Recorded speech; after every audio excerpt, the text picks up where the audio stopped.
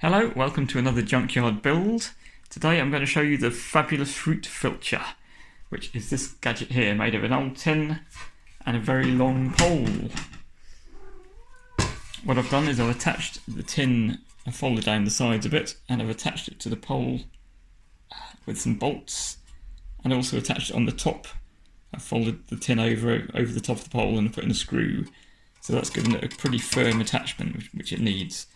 In the front I've cut this V shape, which is what will grab hold of the twig or whatever's holding the fruit on, and it's not super sharp, but it should kind of cut it off if you give the tin a bit of a twist. So using this you can reach fruits a long way above your head depending on how long your pole is.